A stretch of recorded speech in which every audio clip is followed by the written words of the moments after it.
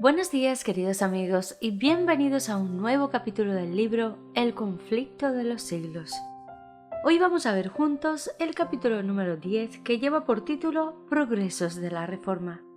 La misteriosa desaparición de Lutero despertó consternación en toda Alemania, y por todas partes se oía averiguaciones acerca de su paradero. Circulaban los rumores más descabellados y muchos creían que había sido asesinado. Oíanse lamentos, no solo entre sus partidarios declarados, sino también entre millares de personas que aún no se habían decidido abiertamente por la reforma. Muchos se comprometían por juramento solemne a vengar su muerte. Los principales jefes del romanismo vieron aterrorizados a qué grado había llegado la animosidad contra ellos, y aunque al principio se habían regocijado por la supuesta muerte de Lutero, pronto desearon huir de la ira del pueblo. Los enemigos del reformador no se habían visto tan preocupados por los actos más atrevidos que cometieran mientras estaba entre ellos como por su desaparición. Los que en su ira habían querido matar al arrojado reformador estaban dominados por el miedo ahora que él no era más que un cautivo indefenso. El único medio que nos queda para salvarnos, dijo uno, consiste en encender antorchas e ir a buscar a Lutero por toda la tierra, para devolverle a la nación que le reclama. El edicto del emperador parecía completamente ineficaz. Los legados del Papa se llenaron de indignación al ver que dicho edicto llamaba menos la atención que la suerte de Lutero. Las noticias de que él estaba en salvo, aunque prisionero, calmaron los temores del pueblo y hasta acrecentaron el entusiasmo en su favor. Sus escritos se leían con mayor avidez que nunca antes. Un número siempre creciente de adeptos se unía a la causa del hombre heroico que, frente a desventajas abrumadoras, defendía la palabra de Dios. La reforma iba cobrando constantemente fuerzas. La semilla que Lutero había sembrado brotaba en todas partes. Su ausencia realizó una obra que su presencia no habría realizado. Otros obreros sintieron nueva responsabilidad al serles quitado su jefe, y con nueva fe y ardor se adelantaron a hacer cuanto pudiesen para que la obra tan noblemente comenzada no fuese estorbada. Satanás, empero, no estaba ocioso. Intentó lo que ya había intentado en otros movimientos de reforma, es decir, engañar y perjudicar al pueblo, dándole una falsificación en lugar de obra verdadera. Así como hubo falsos cristos en el primer siglo de la Iglesia cristiana, así también se levantaron falsos profetas en el siglo XVI. Unos cuantos hombres, afectados íntimamente por la agitación religiosa, se imaginaron haber recibido revelaciones especiales del cielo y se dieron por designados divinamente para llevar a feliz término la obra de la Reforma, la cual, según ellos, había sido débilmente iniciada por Lutero. En realidad, lo que hacían era deshacer la obra que el reformador había realizado. Rechazaban el gran principio que era la base misma de la Reforma, es a saber, que la palabra de Dios es la regla perfecta de fe y práctica, y en lugar de tan infalible guía sustituían la norma variable e insegura de sus propios sentimientos e impresiones. Y así, por haberse despreciado el único medio seguro de descubrir el engaño y la mentira, se le abrió camino a Satanás para que, a su antojo, dominase los espíritus. Uno de estos profetas aseveraba haber sido instruido por el ángel Gabriel. Un estudiante que se le unió abandonó los estudios, declarándose investido de poder por Dios mismo para exponer su palabra. Los procedentes de estos iluminados crearon mucha excitación.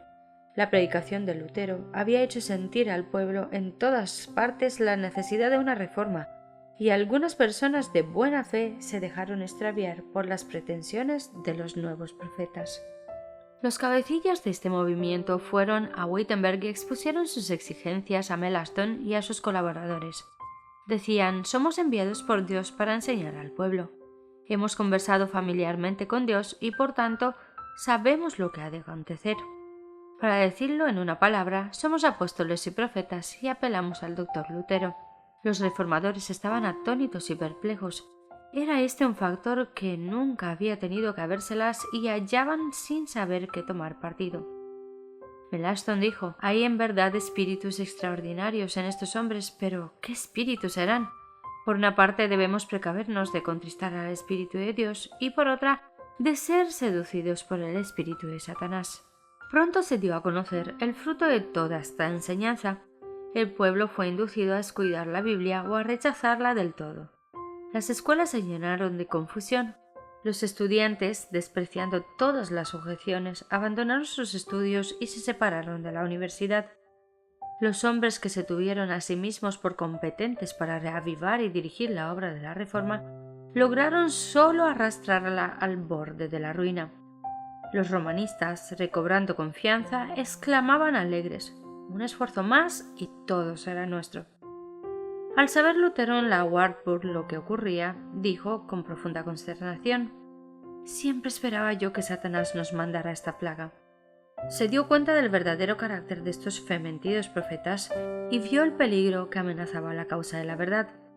La oposición del Papa y del Emperador no le había sumido en la perplejidad y congoja que ahora experimentaba. De entre los que profesaban ser amigos de la Reforma se habían levantado sus peores enemigos.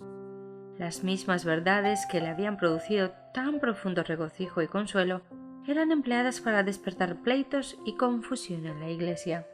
En la obra de la Reforma, Lutero había sido impulsado por el Espíritu de Dios y llevado más allá de lo que pensara. No había tenido el propósito de tomar tales resoluciones ni de efectuar cambios tan radicales. Había sido solamente instrumento en manos del poder infinito. Sin embargo, temblaba a menudo por el resultado de su trabajo. Dijo una vez: «Si yo supiera que mi doctrina hubiera dañado a un ser viviente por pobre y oscuro que hubiera sido, lo que es imposible, pues ella es el mismo Evangelio, hubiera preferido mejor morir 10 veces antes que negarme a retractarme». Y ahora hasta el mismo Wittenberg, en el verdadero centro de la Reforma, caía rápidamente bajo el poder del fanatismo y de los desórdenes. Esta terrible situación no era efecto de las enseñanzas de Lutero, pero no obstante por toda Alemania sus enemigos se la achacaban a él. Con el ánimo deprimido preguntábase a veces a sí mismo: ¿será posible que así remate la gran obra de la Reforma? Pero cuando hubo orado fervientemente al respecto, volvió la paz a su alma.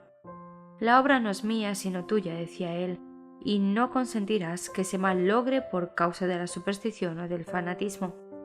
El solo pensamiento de seguir apartado del conflicto en una crisis tal le era insoportable. De modo que decidió volver a Wittenberg. Sin más tardar arriesgó el viaje. Se hallaba proscrito en todo el imperio.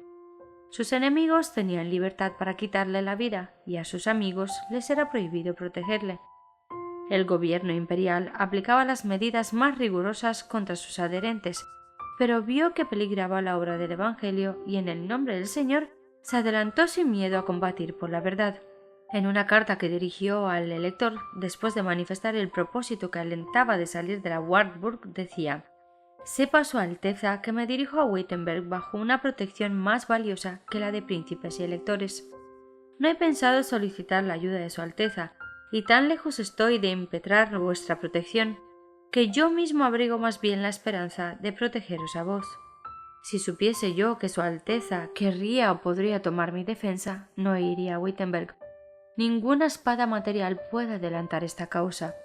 Dios debe hacerlo todo sin la ayuda o la cooperación del hombre. El que tenga más fe será el que podrá presentar mejor defensa». En una segunda carta que escribió camino de Wittenberg, añadía Lutero: «Heme aquí, dispuesto a sufrir la reprobación de Su Alteza y el enojo del mundo entero. No son los vecinos de Wittenberg mi propia grey. No los encomendó Dios a mi cuidado, y no deberé, si es necesario, dar mi vida por amor de ellos. Además, temo ver una terrible revuelta en Alemania que ha de acarrear a nuestro país el castigo de Dios». Con exquisita precaución y humildad, pero a la vez con decisión y firmeza, volvió Lutero a su trabajo. Con la Biblia, dijo, debemos rebatir y echar fuera lo que logró imponerse por medio de la fuerza. Yo no deseo que se valgan de la violencia contra los supersticiosos y los incrédulos. No hay que constreñir a nadie. La libertad es la esencia misma de la fe. Pronto se supo por todo Wittenberg que Lutero había vuelto y que iba a predicar. El pueblo acudió de todas partes al punto que no podía caber en la iglesia. Subiendo al púlpito, instruyó reformador a sus oyentes, con notable sabiduría y mansedumbre los exhortó y los amonestó. Refiriéndose en su sermón a las medidas violentas de que algunos habían echado mano para abolir la misa, dijo: «La misa es una cosa mala, Dios se opone a ella, debería abolirse y yo desearía que en su lugar se estableciese en todas partes la Santa Cena del Evangelio. Pero no apartéis de ella a nadie por la fuerza. Debemos dejar el asunto en manos de Dios. No somos nosotros los que hemos de obrar, sino la palabra. ¿Y por qué? Me preguntaréis. Porque los corazones de los hombres no están en mis manos como el barro en las del alfarero. Tenemos derecho de hablar, pero no tenemos derecho de obligar a nadie. Prediquemos y confiemos lo demás a Dios. Si me resuelvo a hacer uso de la fuerza, ¿qué conseguiré? Fingimientos, formalismo, ordenanzas humanas, hipocresía. Pero en todo esto no se hallará sinceridad de corazón, ni fe, ni amor. Y donde falte esto todo falta, y yo no daría ni una paja por celebrar una victoria de este índole. Dios puede hacer más mediante el mero poder de su palabra que vosotros y yo en el mundo entero con nuestros esfuerzos unidos. Dios sujeta el corazón, y una vez sujeto, todo está ganado. Estoy listo para predicar, alegar y escribir, pero a nadie constreñiré, porque la fe es un acto voluntario. Recordar todo lo que ya he hecho. Me encaré con el Papa, combatí las indulgencias y a los papistas, pero sin violencia, sin tumultos. Expuse con claridad la palabra de Dios, prediqué y escribí. Esto es todo lo que hice.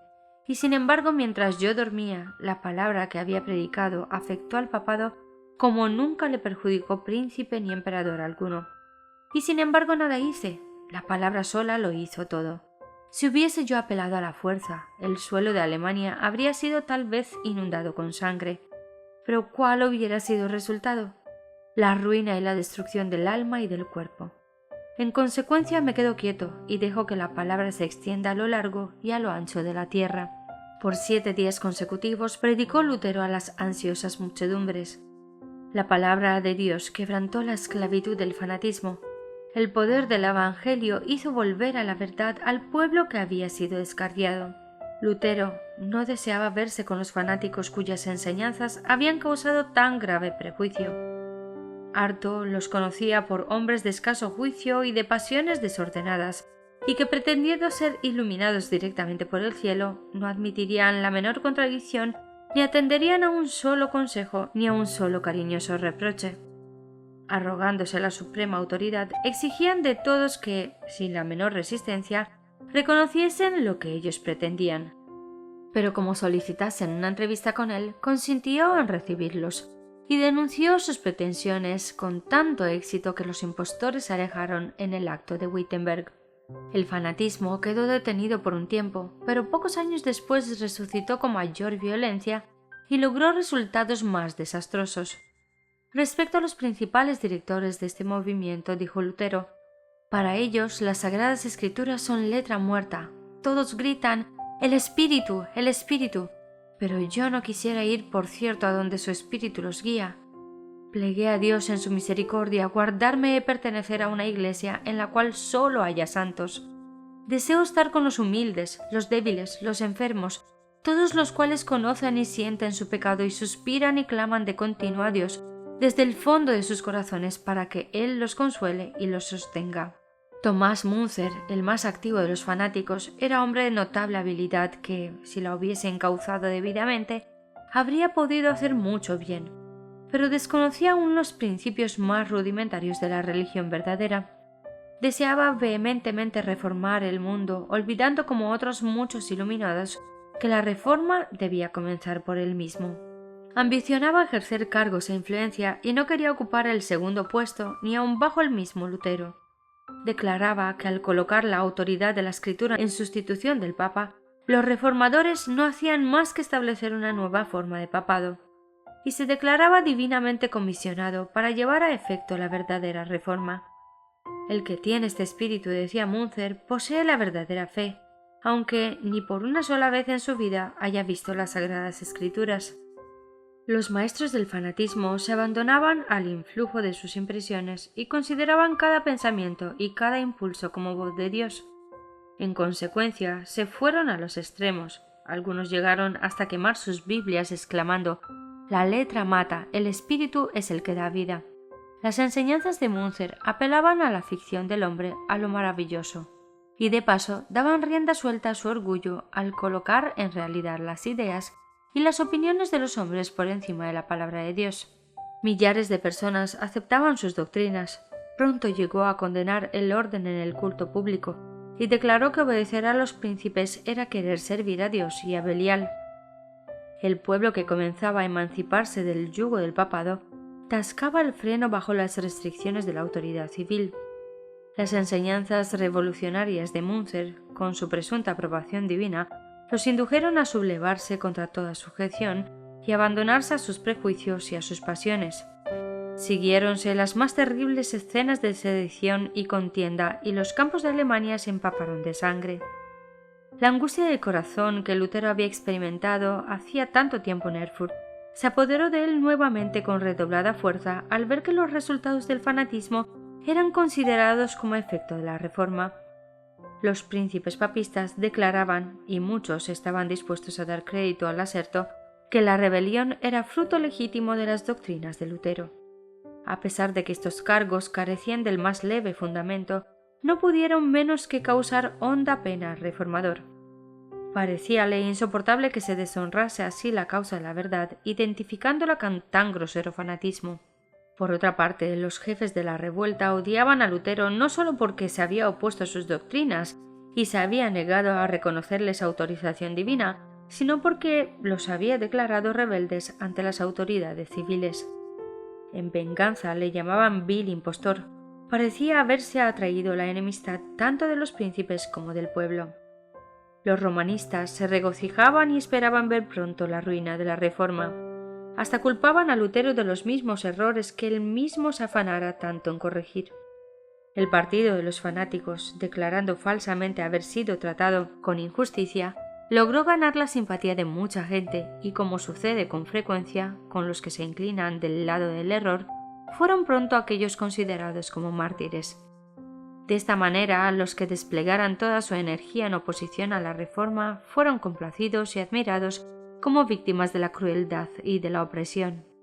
Esta era la obra de Satanás y la impulsaba el mismo espíritu de rebelión que se manifestó por primera vez en los cielos. Satanás procura constantemente engañar a los hombres y les hace llamar pecado a lo que es bueno y bueno a lo que es pecado. ¿Y cuánto éxito ha tenido su obra? ¿Cuántas veces se critica a los siervos fieles de Dios porque permanecen firmes en defensa de la verdad? Hombres que solo son agentes de Satanás reciben alabanzas y lisonjas y hasta pasan por mártires, en tanto que otros deberían ser considerados y sostenidos por su fidelidad a Dios, son abandonados y objeto de sospecha y de desconfianza. La falsa piedad y la falsa santificación siguen haciendo su obra de engaño. Bajo diversas formas dejan ver el mismo espíritu que las caracterizara en días de Lutero, pues apartan las mentes de las Escrituras e inducen a los hombres a seguir sus propios sentimientos e impresiones en vez de rendir obediencia a la ley de Dios. Este es uno de los más eficaces inventos de Satanás para desprestigiar la pureza y la verdad. Denodadamente defendió Lutero el Evangelio contra los ataques de que era objeto de todas partes. La palabra de Dios demostró ser un arma poderosa en cada conflicto. Con ella combatió el reformador la usurpada autoridad del Papa y la filosofía racionalista de los escolásticos, a la vez que se mantenía firme como una roca contra el fanatismo que pretendía aliarse con la Reforma. Cada uno a su manera, estos elementos opuestos dejaban a un lado las Sagradas Escrituras y exaltaban la sabiduría humana como el gran recurso para conocer la verdad religiosa. El racionalismo hace un ídolo de la razón y la constituye como criterio religioso. El romanismo, al atribuir a su soberano pontífice una inspiración que proviene en línea recta de los apóstoles y continúa invariable a través de los tiempos, da amplia oportunidad para toda clase de extravagancias y corrupciones que se ocultan bajo la santidad del mandato apostólico. La inspiración a que pretendían Münzer y sus colegas no procedía sino de los desvaríos de su imaginación, y su influencia subvertía toda autoridad humana o divina.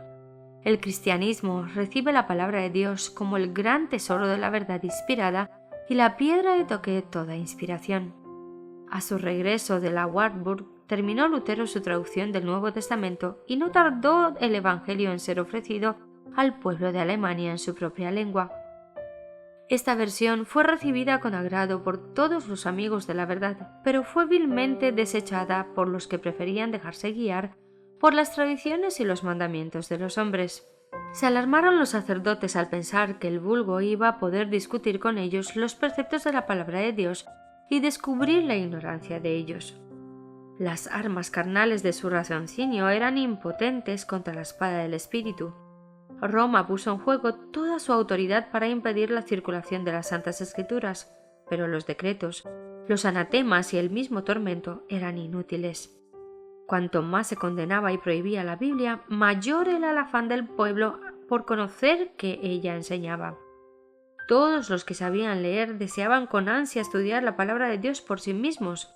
La llevaban consigo, la leían y releían, y no se quedaban satisfechos antes de saber grandes trozos de ella de memoria. Viendo la buena voluntad con que fue acogido el Nuevo Testamento, Lutero dio comienzo a la traducción del Antiguo y la fue publicando por todas partes conforme las iba terminando. Sus escritos tenían aceptación en la ciudad y en las aldeas. Lo que Lutero y sus amigos escribían, otros se encargaban de esparcirlo por todas partes.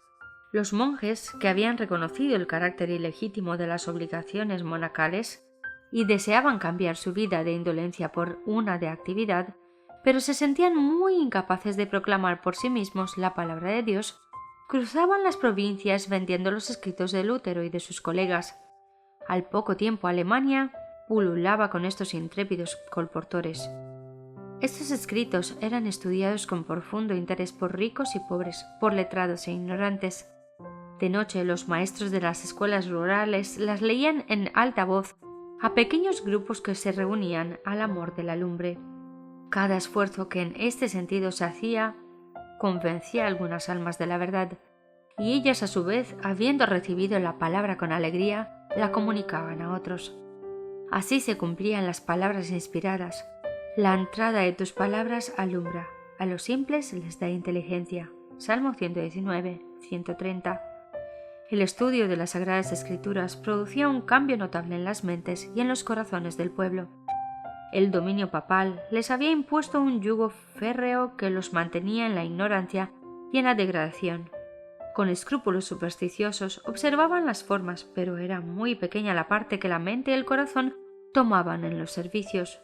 La predicación de Lutero, al exponer las sencillas verdades de la palabra de Dios y la palabra misma, al ser puesta en manos del pueblo, despertaron sus facultades aletargadas y no sólo purificaban y ennoblecían la naturaleza espiritual, sino que daban nuevas fuerzas y vigor a la inteligencia. Veíanse a las personas de todas las clases sociales defender con la Biblia en la mano las doctrinas de la Reforma. Los papistas que habían abandonado el estudio de las Sagradas Escrituras a los sacerdotes y a los monjes les pidieron que viniesen en su auxilio a refutar las nuevas enseñanzas. Empero, ignorantes de las Escrituras y del poder de Dios, monjes y sacerdotes fueron completamente derrotados por aquellos a quienes habían llamado herejes e indoctos. Desgraciadamente, decía un escritor católico, Lutero ha convencido a sus correligionarios de que su fe debe fundarse solamente en la Santa Escritura. Las multitudes se congregaban para escuchar a hombres de poca ilustración defender la verdad y hasta discutir acerca de ella con teólogos instruidos y elocuentes. La vergonzosa ignorancia de estos grandes hombres se descubría tan luego como sus argumentos eran refutados por las sencillas enseñanzas de la palabra de Dios. Los hombres de trabajo, los soldados y hasta los niños estaban más familiarizados con las enseñanzas de la Biblia que los sacerdotes y los sabios doctores. El contraste entre los discípulos del Evangelio y los que sostenían las supersticiones papistas no era menos notable entre los estudiantes que entre las masas populares. En oposición a los antiguos campeones de la jerarquía que había descuidado el estudio de los idiomas y de la literatura, levantábanse jóvenes de mente privilegiada, muchos de los cuales se consagraban al estudio de las Escrituras y se familiarizaban con los tesoros de la literatura antigua.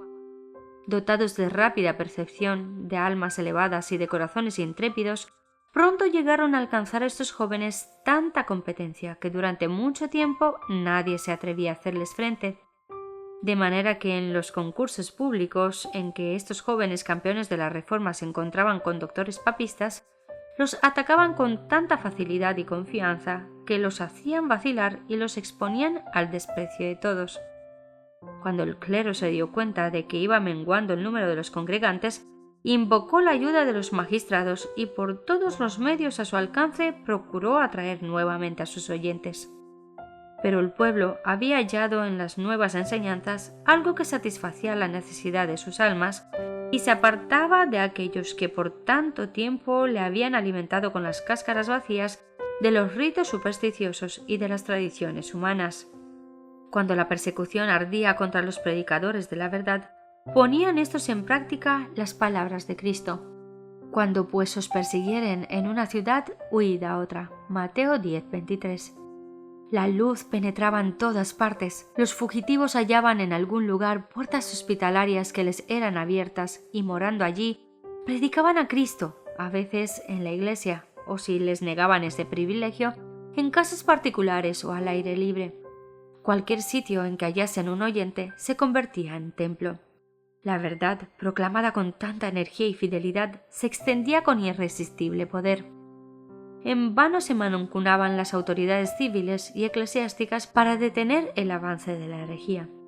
Inútilmente recurrían a la cárcel, al tormento, al fuego y a la espada. Millares de creyentes sellaban su fe con su sangre, pero la obra seguía adelante. La persecución no servía sino para hacer cundir la verdad, y el fanatismo que Satanás intentara unir a ella no logró sino hacer resaltar aún más el contraste entre la obra diabólica y la de Dios. Aquí finaliza el capítulo número 10 del libro El conflicto de los siglos. Maravillosa obra que Dios hizo mediante la vida de Lutero. Cuán importante es que escuchemos la voz de Dios en obediencia. El próximo día veremos juntos el capítulo número 11, que lleva por título La protesta de los príncipes. Que Dios os colme de bendiciones. Nos vemos el próximo día.